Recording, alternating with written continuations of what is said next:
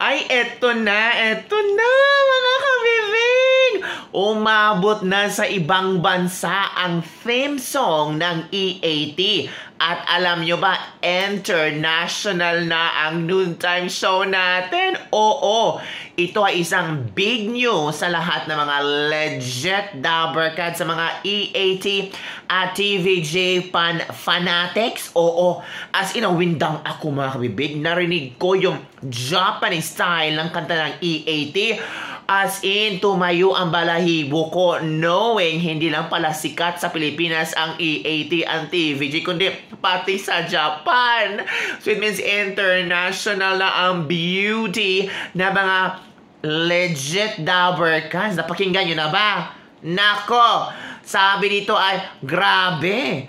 Ako ay isang pure Japanese pero I love the Philippines. I hope to be famous someday and spread the greatness of Filipino music, TV shows, and celebrities to the world. Ito ay sabi ni Yoshida Hachi Joey-san. Ay, siya yung kumanta. Nako, grabe. Sabi ng E80, Joey De Leon, super siya happy. Kaya shinare niya sa kanyang Instagram. Oo. Ikaw ba? Na-appreciate ng taga-ibang bansa yung talento, yung music, at kung ano ang nasa E80 theme song, mga kabibig. Wow!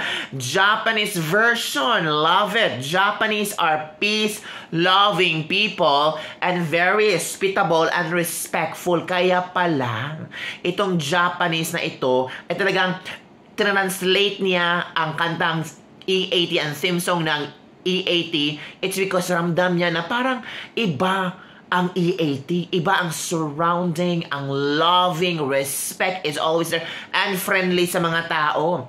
They are doing their best to contribute for environment management and sustainability. Galing po, Sir Joey De Leon. Are you from Bulacan? You're asking na. You're really an artist, very creative and expressing ideas. At saludo po kami sa Japanese na ito kung saan talagang mahal niya ang E80. Iba talaga ang tunog ng original. Yung kabila, Sir Joey, gumagawa sila ng sarilang theme song para di ata na pag-isipan at minamadali. Parang isang festival. Ati-atihan festival. Mas magandang pa ang jingle ni Mayor Jose Manalo. Kayo talaga, ha? Huwag yung ikumpara po. Magaling po sila lahat. Pero meron tayong the best, di ba? Kailangan nating pumili yung panglasa sa, yung suit sa panglasa sa atin. Oo.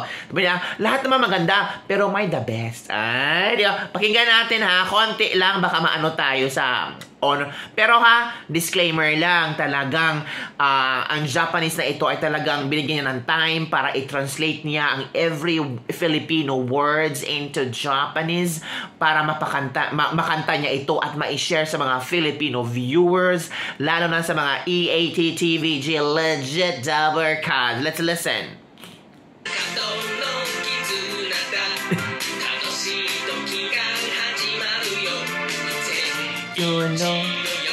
Biga Mininga E80. Wow! Wow!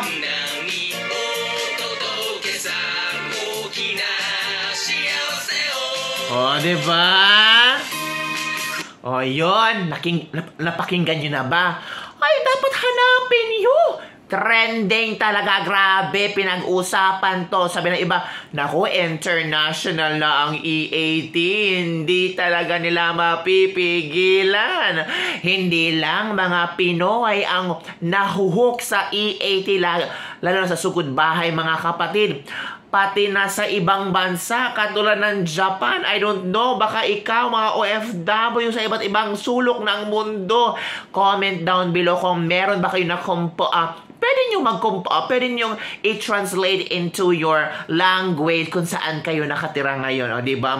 Baka later on may Norwegian, may Koreano style, diba? May try ko nga ano sa Indonesian. Parang may Indonesian din ito. And meron pa English style. Naku, ang dami ng style ng kanta ng E80. Ganon kalakas ang E80. Hindi ka lang iba dyan para nag-aati-atihan lang, para nag-festival. Ay, ewan ko sa kanila. Okay, kung ano ang nasa utak nila. Pero okay lang yun.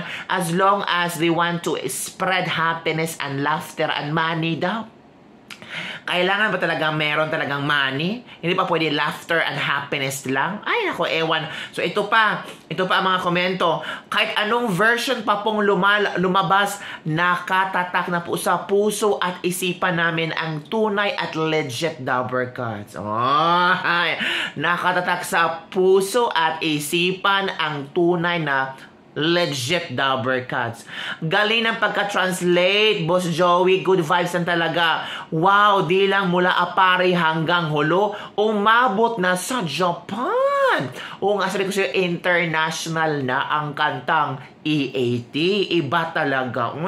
Pag original, mamahalin, hanap-hanapin. Nag-iisa ang legit na tunog. Pag ito tumugtog kahit anong lengguwahe pa, alam mo na agad kung ano. Bravo. Oo. Katulad ng kantang Anak, 'di ba? Maraming mga ano ba? Maraming mga lengguwahe ginamit sa kanta ni Freddy Aguilar na Anak. Pero pag tugtog pa lang, alam mo na, ay, anak yan. Kasama, same din ng Itbulaga. Una pa lang tugtog, una pa lang rhythm ng Itbulaga, ay, alam natin, ay, Itbulaga yan. Kasi nasa puso at isip natin. At pag Itbulaga, ay, Tito Vic and Joey yan. Including Aiza Sigera. O, diba?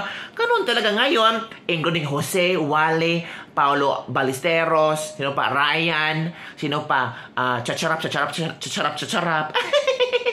Maine Mendoza, Aldab. Yun talaga ang nakarehistro sa puso at sa isipan ng mga tao. Sana mayroong Korean version din. Gawa kayo ng Korean version, oy. Pwede yung gawin yan. Tape Incorporated, pasensya na, pero ito ang the best. Ay. O, yun na nga mga kabibig. O, ni-like at ni-share talaga ni Joey De Leon. Ito pa, o. O, diba? Ang galing!